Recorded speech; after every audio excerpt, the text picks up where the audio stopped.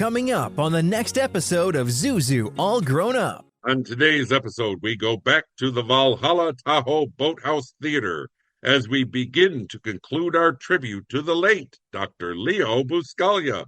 Today's guest is Meg Peart. She's the executive director of Valhalla Tahoe and has a lot to share with us about the location of the Boathouse Theatre's 100th year anniversary. You won't want to miss it.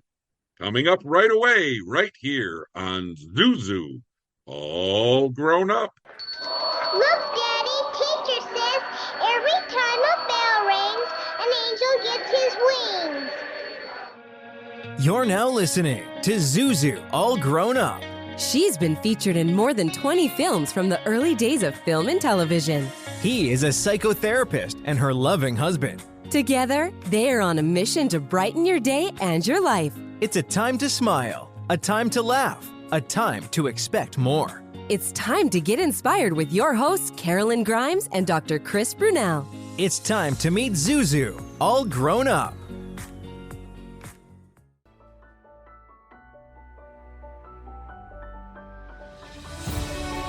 In this special episode of Zuzu, All Grown Up, and throughout this season, we'll honor Dr. Leo Buscaglia, affectionately known as the Hug Doctor, by exploring his profound teachings on love, self-acceptance, and positive connection. We'll delve into the impact his legacy continues to have on countless lives.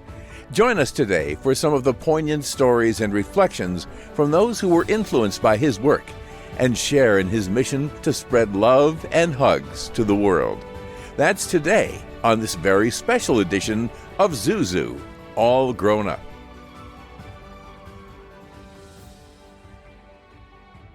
So today we're meeting Meg Peart, Director of Valhalla at Tahoe and the Boathouse Theatre at Tahoe. It's right on the lake.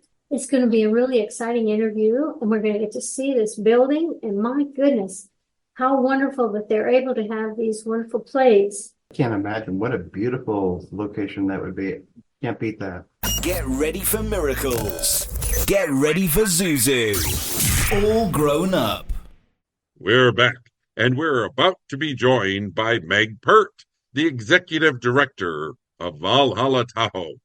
She's here to tell us more about this amazing organization operating in the beautiful Lake Tahoe region and the Boathouse Theatre that was so important to Dr. Leo Buscaglia and that continues to carry on his legacy to this day.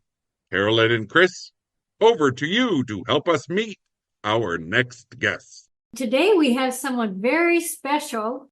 I want to tell you about her venue. Valhalla Tahoe is a nonprofit organization. Its mission is preserving Tahoe heritage through restoration, arts, music, theater, and celebrations on the shores of Lake Tahoe, and preserving a unique lakefront historic estate while providing community and visitors quality cultural experiences and inviting them to participate in sustaining the site for future generations.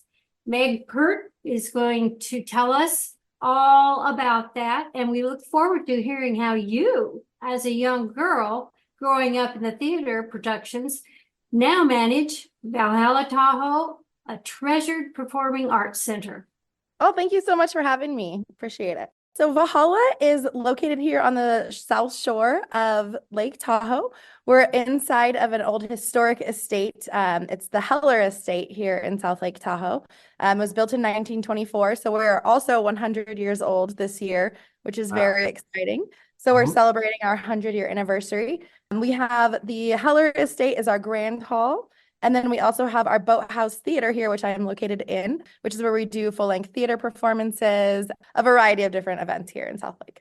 From our angle, it looks absolutely gorgeous. So yeah, it's a special place. The executive director, right? Correct, yes. Now, what did you do before you came there? Yeah, so I've been a community member here in South Lake Tahoe for about going on 21 years now. I dabbled my toes in quite a bit, but most recently I worked for an environmental agency in town doing grant management and human resources. But my side projects were always fun community events, nonprofit fundraising, other performances, directing theater, which is actually how I got my start here at Valhalla. I started doing the summer plays out here. I was directing those for the last couple years. And so it was a really nice transition into being able to do it full time and really doing what I love. So That's remarkable. So can you also share some of the living history of your location? In 1924, the Heller Estate, or the grounds where the Heller Estate are now on, were sold the rights from George Baldwin, and the Pope family all kind of owned this area. Pope sold this land to the Hellers, and they built the estate in 1924, and it became a really big summer home for their family and for big parties, and potentially some famous people came through and graced the presence. I'm not sure who they were, but trying to dig into that and get a little bit more history on who actually came and stayed. But it was definitely a place for socialites in the 20s and 30s to come, and changed hands a couple times. And then the Forest Service ended up acquiring it. And then it became a kind of a storage area rundown. And then it was championed by, Dr. Leo and Carol Spain as well came in, and they transformed this boathouse that was slated to be burnt down, actually.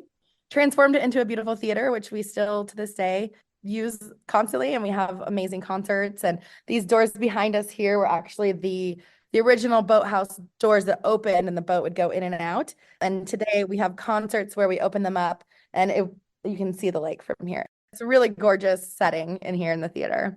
Well, how does the Department of Agriculture and Forest Service play a role in the history and current status of Valhalla? The Forest Service owns the property. So they own all the land, they own the buildings that we work out of, our nonprofit. We do operate under a special use permit with them. It's called a Granger-Thai agreement.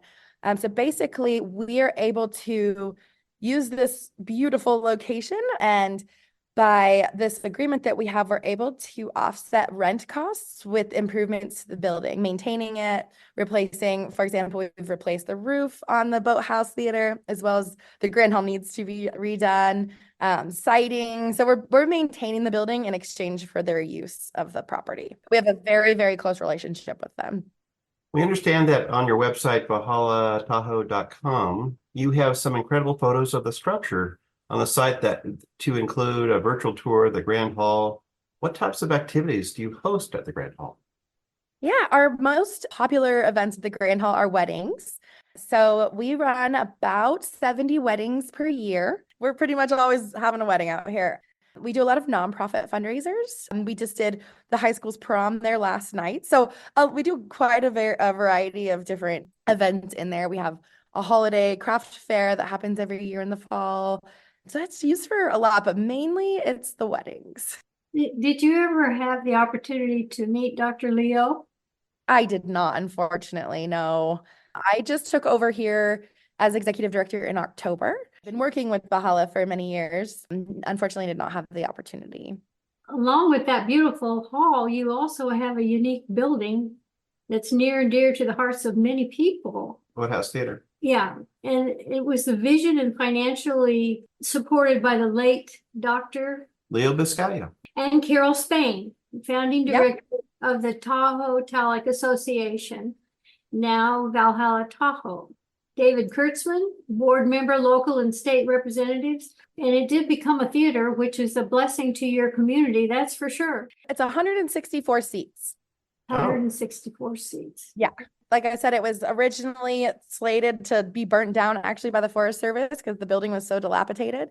And thankfully, we had some real champions that wanted to see it become the community space that it is today. And, it's such an honor to be able to continue that and make sure that that vision thrives in Lake Tahoe. We do these weddings here that are revenue driver that, help us continue to do low cost and free events here in the theater, out on the lawn. So really, I want to continue that community spirit here at Valhalla. Can you share what the opening at the Boathouse Theater was like from the stories that you've heard? I haven't actually had a chance to talk to Carol Spain myself, but I have heard fun stories about the boathouse and how Carol used to, they used to have fun events in here. And so I unfortunately wasn't privy to them, but I do know now today, we have We have concerts in here. We do about 14 concerts, full-length theater productions. We're doing a musical in here this summer. There's a lot of really, really fun events that happen in here. Are you still going to be acting? This year, I'm taking a little bit of a hiatus. I've got my hands full with all those weddings and making sure that the concerts and everything happen. But I still like to dabble in little side projects. So I'm never really stopping anything. So can you elaborate a little bit on how the theater has fostered artistic expression and cultural engagement in the region? Yeah, absolutely. So like I said, we're trying to continue to make sure that, we provide low cost events for our community. So to be able to get that across, our whole community, whether you're, you've got billions of dollars or not, I'm trying to make sure everybody has the opportunity to come enjoy a show here.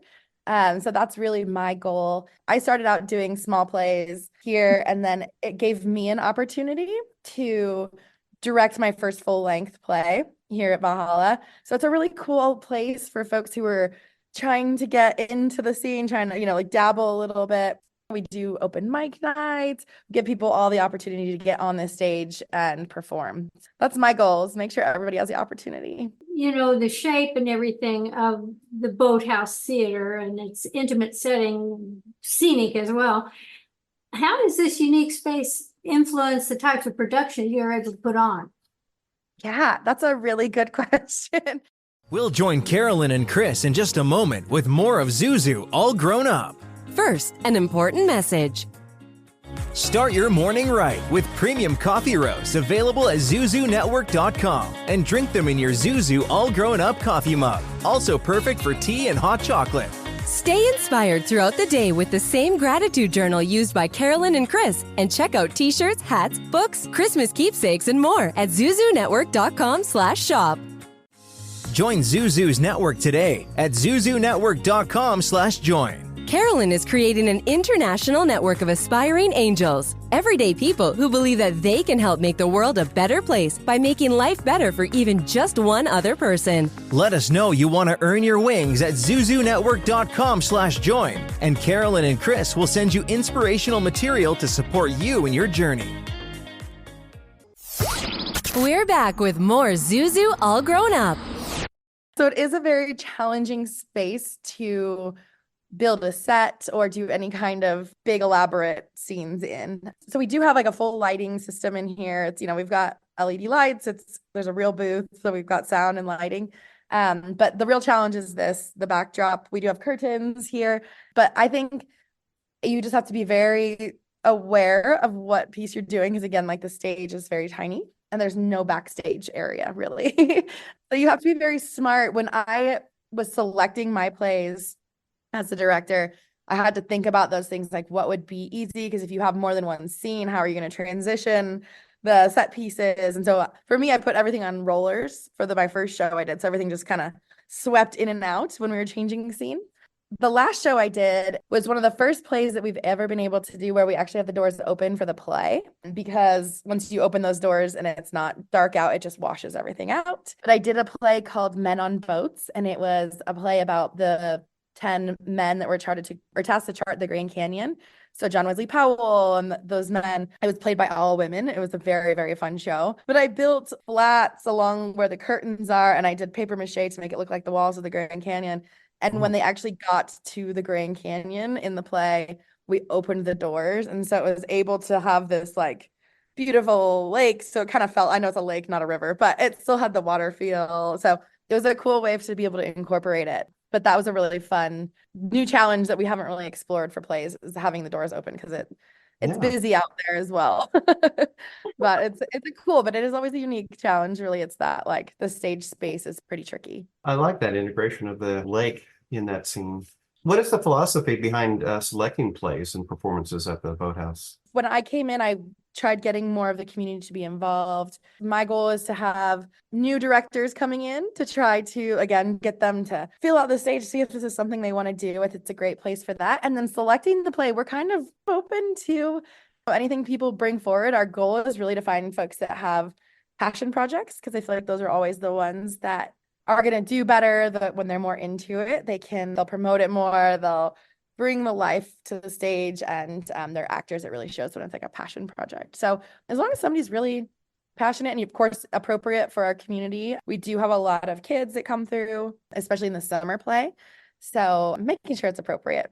Well, this is the 100th year anniversary of the theater. What type of activities and plans do you have to celebrate? And the location, and it's so beautiful in the shores of the lake. How do you plan to celebrate that?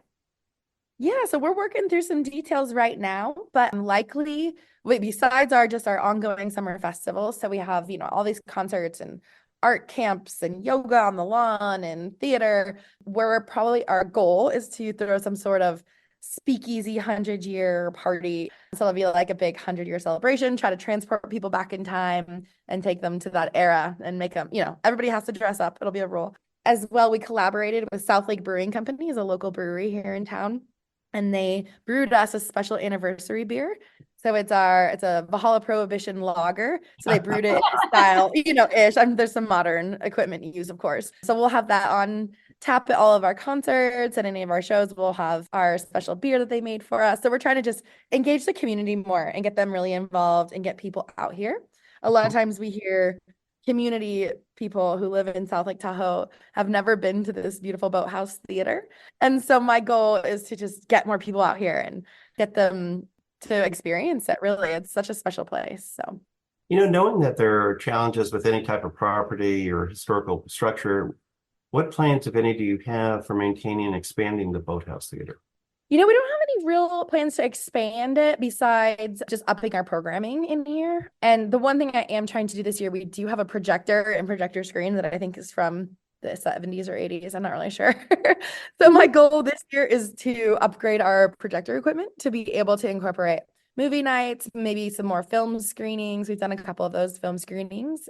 We would love to just continue that and, up the game a little bit on that. But as far as maintaining, we're always constantly, making sure that the building is in good condition. So like I said, we've redone the roof in here. We've redone the siding. So just constantly upgrading as needed.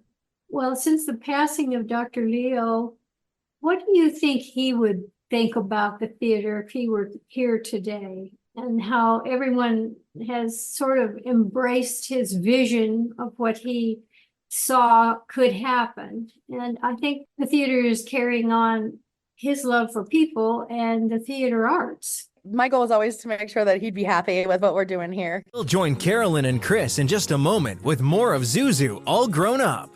First, an important message. To find out more about the organization featured in today's episode or a previous episode, and to learn more about how you can help, go to zuzunetwork.com/beanangel. Here's the deal. We gotta set ourselves up. See, retirement is the long game. We gotta make moves and make them early. Set up goals. Don't worry about a setback. Just save up and stack up to reach them. Let's put ourselves in the right position. Pre-game to greater things. Start building your retirement plan at thisispretirement.org. Brought to you by AARP and the Ad Council. Zuzu's book club features recommendations from Zuzu herself on books she loves and thinks you will love also. All of the books that the club reads, fiction and nonfiction, are inspirational and uplifting. Folks, this is a life-enhancing club to be part of. You can sign up for free at zuzunetwork.com/book club. That's zuzunetwork.com/book club. This is Zuzu, all grown up.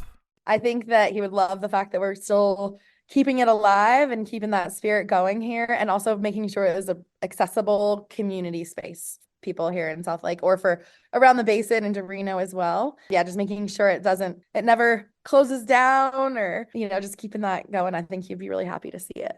If anyone's listening today is interested in knowing more about attending an event, reserving a spot for a special event, or financially supporting Valhalla Tahoe or the Boathouse Theater, how do they contact you? Yeah, so the best way is through our website at valhallatahoe.com. There's all the links on there.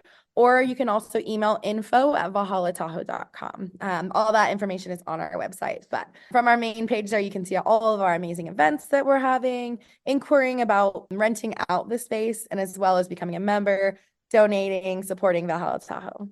you do encourage donating, right? Absolutely. We are a nonprofit and we always want to, continue again. I reiterate that, but continue to make sure we can provide low cost and free events for our community. There's so many venues out there now that you go and try to see a show and it's hundreds of dollars, and it just limits who has access to cultural performing arts. And that's such a important part of our society today. So do you have like a slate of shows, plays? We do. We've already have one concert under our belt. So we just had that 2 nights ago. We have our Wednesday nights are our typical in the boathouse concerts. Then we do some free lawn ones out on the lake, and we have 2 theater performances, improv. So we've got a whole handful of, you can see those all on our website as well, ValhallaTahoe.com. Yeah. Wow. Got your hands full. Yeah. It is a busy, busy time, but it's such a special place that, Lake Tahoe's lucky for having such a wonderful center. It's really for the community and anybody that's really in the area visiting. Thank you very much for your time. I think Dr. Leo would be very proud of what you've done there. Oh, well, thank you so much. That means a lot. And we're just, always striving to continue that mission and, these values that he put in here and keep it going. Thank you again for joining us. A heartfelt thank you to Meg Peart of Valhalla Tahoe for being with us today.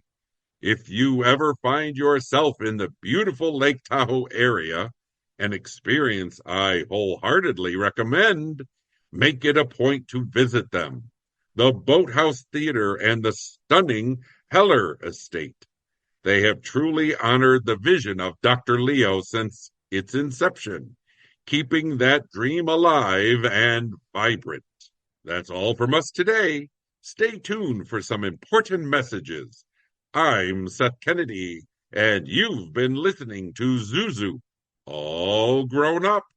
Do you know someone who is earning their wings? Someone practicing kindness and service to others? Perhaps an organization or initiative helping make the world we live in a kinder, sweeter place. Or maybe you've witnessed the miraculous, the divine, the magnificent in some way in your life, and you'd like to share it with others. Go to zuzunetwork.com/tellmystory and let us know more. You may end up being featured on an upcoming episode of Zuzu All Grown Up. That's zuzunetwork.com/tellmystory.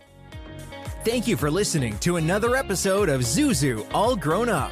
We hope you've been inspired to live your most wonderful life now and to help those around you do the same. Remember, no matter what you're going through, no matter who you are, there are people who care about you and your life makes a difference. It is a wonderful life. Check out ZuzuNetwork.com for more on today's and other episodes, including transcripts and merchandise you won't want to be without. New episodes are coming soon. For transcripts of today's broadcast, go to ZuzuNetwork.com/transcripts. Watch a video clip of today's episode at www.instagram.com/Zuzu All Grown Up. That's www.instagram.com/Zuzu All Grown Up. Then click on the Reels tab from the top of the center of the page. Don't forget to follow us on Instagram at www.instagram.com/Zuzu All Grown Up. That's www.instagram.com/Zuzu All Grown Up. Catch up on past episodes and discover currently premiering and upcoming episodes as well, and get helpful links and exclusive clips from our recordings. That's www.instagram.com/Zuzu All Grown Up. Zuzu All Grown Up with your hosts Karolyn Grimes and Dr. Chris Brunell. Announcer and guide Seth Kennedy. Executive producer Kevin R. Stillmock. Coordinating producer Holly Ann Way. Technical producer Stella Joelle. Managing producer Karina Filatova. A Wonderful Land production. In collaboration with Radio Wonderful.